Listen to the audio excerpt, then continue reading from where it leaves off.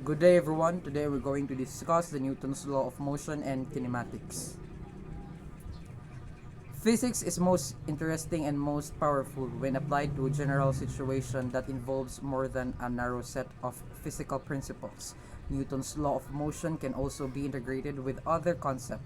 For example, forces produce acceleration, a topic of kinematics. When approaching problems that involves various types of forces, acceleration, velocity, and or position, listing the given and the quantities to be calculated will allow you to identify the principles involved. Then you can refer to the chapters that deals with a particular topic and solve the problem using the strategies outlined in the text. The following worked examples illustrates how the problem-solving strategies, as well as the strategies presented in other chapters, is applied to an integrated concept problems. Example: what force must a soccer player exert to reach top speed? A soccer player starts at rest and accelerates forward, reaching a velocity of 8 meter per second in 2.50 seconds. A. What is her average acceleration? B. What average force does the ground exert forward on the runner so that she achieves this acceleration? The player's mass is 70 kg and air resistance is negligible. Strategy: to find the answer to this problem, we use the problem-solving strategy. The solution to each part of the example illustrate how to apply specific problem-solving steps. In this case, we do not need to use all of the steps. We simply identify the physical principles and thus the knowns and the unknowns. Apply Newton's second law and check to see whether the answer is reasonable. So in here, solution A, we are given the initial and final velocity, which is 0 and 8.00 meter per second forward. Thus, the change in velocity is equals to 8.00 meter per second. We are given the elapsed time, so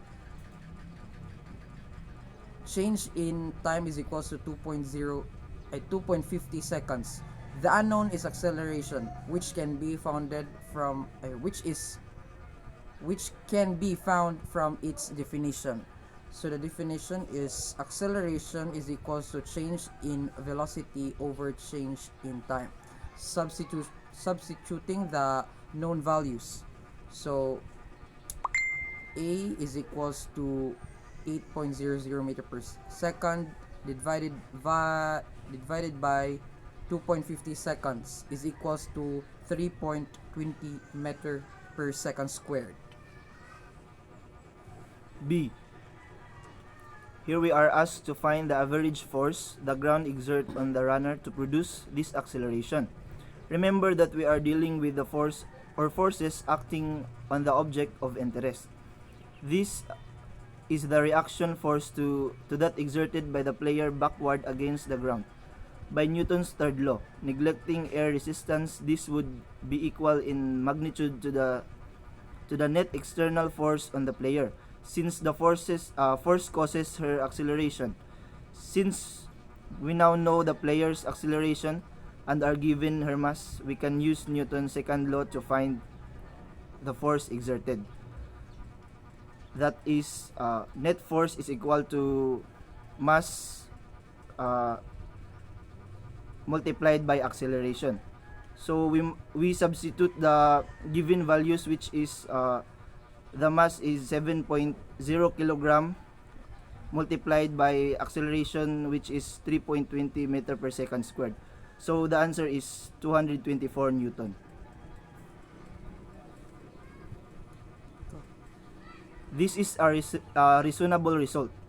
The acceleration is attainable for an athlete in good condition. The force is about 50 pounds, a reasonable average force.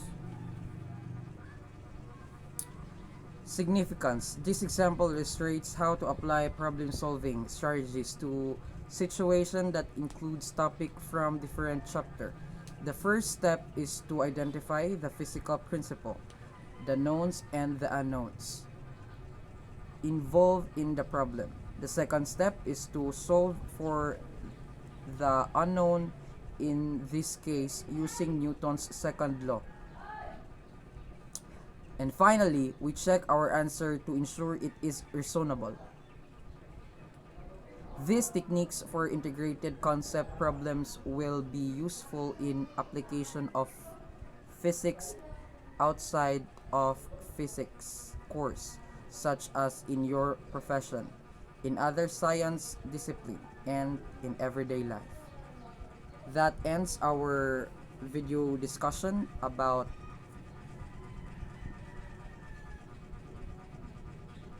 Newton's law of motion and kinematics. Thank you for watching.